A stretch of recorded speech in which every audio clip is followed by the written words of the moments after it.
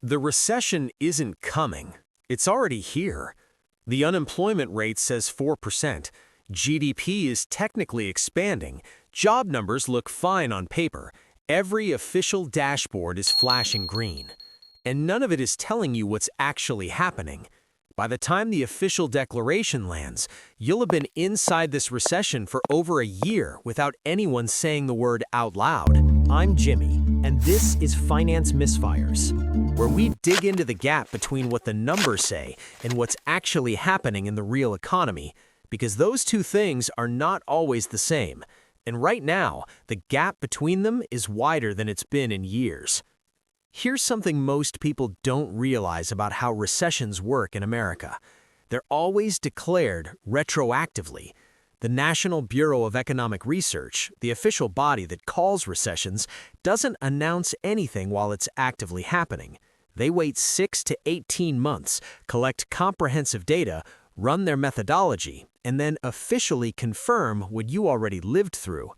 The 2008 financial crisis is the cleanest example. The recession actually began in December 2007. It wasn't officially declared until December 2008, a full year later, after Lehman Brothers had already collapsed and millions of Americans had already lost their jobs, their homes, and their retirement savings. The 2001 recession started in March, wasn't declared until November, 8 months after the fact. This isn't incompetence, it's methodology. But what it means in practice is brutally simple. You could be living through a recession right now, and the official confirmation won't arrive for another 6 to 12 months, which is exactly where we are. The official unemployment rate is sitting at 4.4%, and on the surface, that sounds relatively manageable. Not great, not catastrophic, just kind of fine. But here's what that number deliberately leaves out. The unemployment rate only counts people who are actively looking for work, meaning you've submitted applications within the last 4 weeks and still haven't landed anything. The moment you stop applying, for any reason, burnout, hopelessness, caregiving, whatever, you disappear from the statistic entirely. Since the pandemic, more than 1.6 million Americans have stopped looking for work altogether. They're not employed, they're not counted as unemployed either. They've simply been erased from the data. Labor force participation has dropped nearly 1.5% compared to pre-pandemic levels. So while the headline number looks acceptable, underneath it, there's a steady, quiet drift of Americans giving up on the job market entirely, and none of that shows up in the rate that gets reported on the news every month. And it gets worse, because the jobs that are being created aren't replacing the ones being lost on a like-for-like basis. Full-time positions are quietly disappearing across the economy. Part-time gigs are filling the gap, and the way the government counts this in its labor data is genuinely misleading. If one full-time worker gets laid off and ends up taking 2 part-time jobs just to cover rent, the government records that as 2 jobs added. Net positive job growth, strong labor market, everybody clap. This accounting sleight of hand is part of why 2025 only produced 181,000 net new jobs, and why 4.4 million Americans are currently working part-time, not by choice, but because they flat out cannot find full-time work. And the pipeline is about to get tighter. Corporate bankruptcies have risen over 7% to more than 24,000 filings, the highest level in over a decade. Those aren't just balance sheet problems. Every one of those filings means layoffs, reduced hours, and fewer full-time positions entering a job market that's already running thin. These people are technically employed. They're also financially getting squeezed from every direction. Full-time benefits gone. Income reduced. Stability evaporated. But the employment statistics still look healthy from 30,000 feet because the methodology wasn't built to catch this kind of structural deterioration. It's like saying the housing market is fine because people still have roofs over their heads, while ignoring that everyone quietly moved from houses into studio apartments they can barely afford. And that's just the job market. The consumer spending numbers tell an even darker story. Now layer this on top of something that should genuinely alarm every American paying attention. Cumulative inflation has risen over 25% since 2020. 25%, that's not a rounding error. That's a structural shift in what it costs to live a normal American life. Groceries, rent, utilities, insurance, all of it repriced at a level that wages have not kept pace with. And the way most Americans are handling that gap: credit cards. Not swiping for convenience or points anymore, swiping to cover the basics: rent, groceries, gas, the stuff that used to get handled by a paycheck, now getting handled by a credit line with a 22% interest rate attached to it. Total American credit card debt just hit a record $1.28 trillion at the end of 2025. And the average interest rate on those balances is sitting at 22%. So every month that balance doesn't get paid in full, it's compounding at a rate that would make a loan shark blush. Here's the part that really stings. When the media reports strong consumer spending, and they always do, what they're actually measuring is borrowing, not prosperity, not wage growth, just Americans putting more shit on credit to maintain a lifestyle that their actual income can no longer support. The savings rate tells the exact same story from the other direction. Historically, Americans saved around 8% of their income. That number has now dropped to just 4.5%.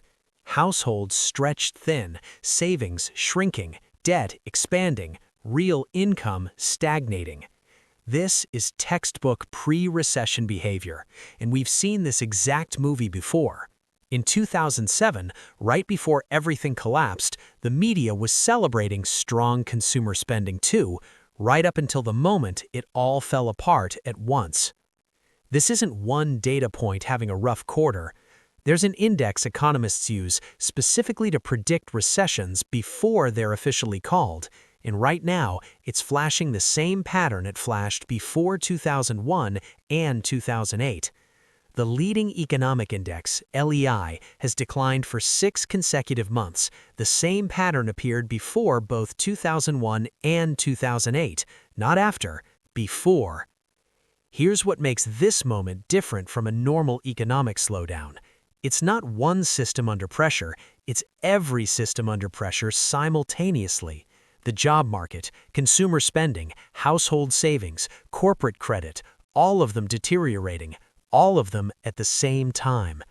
And when that happens, the official metrics don't just lag behind reality, they actively obscure it, which means by the time the dashboard finally catches up to what you're already living through, you've been in this for months. This isn't one check engine light coming on. This is the check engine light, the oil pressure warning, and the brake light all firing simultaneously. Any one of them alone could be a false alarm. All of them together means something is seriously wrong under the hood. Here's the part that ties everything together.